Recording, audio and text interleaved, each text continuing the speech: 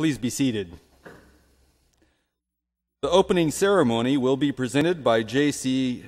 Geiger, reading from his novel Wild Man. He is from Eugene and is a guest of Representative Julie Fahey. Welcome. Thank you so much for having me. Just a tiny bit of context. This book is largely about ways people can get stuck doing the same things and the importance of seizing the moment when the time comes. We join our characters in a car. "Now, man," Stone said, "think about it. Small-town kid drops out of high school, gets discharged from the military and kicked out of his house. He then works as a fry cook.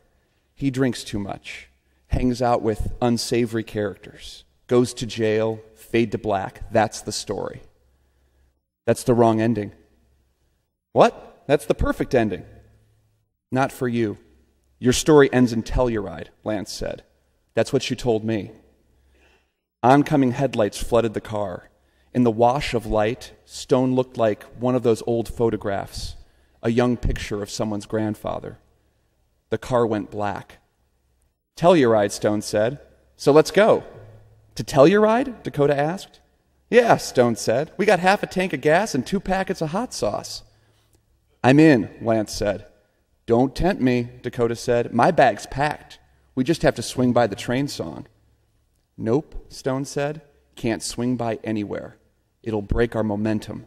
We have to go right now, or we'll never make it." "Just like the hot springs," Dakota said. "Yeah," Stone said. "Exactly. Oh man, what a trip." The idea flared in the dark car, and suddenly everything was possible. Plans came rapid fire. Dakota plunged them down back roads, hugging curves and listing the highways that could tie their trip together across 4 states. Perfect sounding numbers. The 90 to the 80 to the 70, like a countdown to destiny. And Stone was chopping the trip into shifts, and Lance was organizing snacks and coffee breaks, and the idea had taken hold. Telluride! And it was going to be like this one trip they'd taken, and this other trip they talked about, and this other trip they should have taken but didn't. Then Stone leaned back and said, "It would be amazing." And the word "would" hit the atmosphere like air hissing from the tires.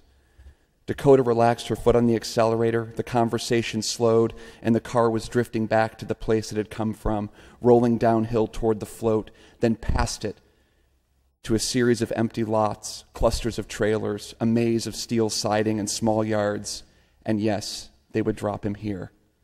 Dakota parked outside a blue double-wide. The light fixtures looked like they'd been cobwebbed for Halloween. "Hey," Stone said, "this doesn't look like Telluride." "Must have made a wrong turn," Dakota said. Thank you. That's good.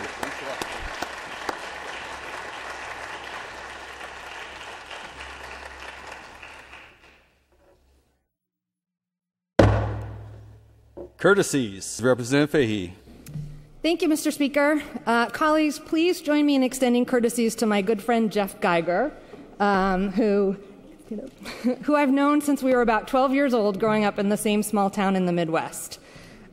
Jeff's official author bio says that he has eaten the beating heart of a snake, been deported from a full moon party, and spent a short time locked in a Bolivian prison. He also writes fiction. So it should come as no surprise that over the years, Jeff and I have enjoyed any number of adventures together. Often ill-advised adventures and almost always ill-conceived. So I think it's only fitting that both of us this year have embarked on very different kind of adventures. The kinds of adventures that are born of hard work and persistence. Me as a state legislator and Jeff as Oregon's newest published young adult author.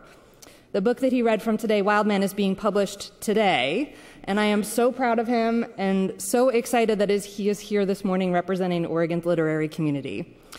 I took the reading today to be about seizing the moment and acting when the time is right. You can talk about taking action, and you can plan and prepare, but at the end of the day, you must act. You can either take action when called upon to do so, or you can go home. So I am very glad that he was here today to share that message with us at this point in our legislative session. Thank you, Mr. Speaker. Further courtesies, Representative Malmstrom.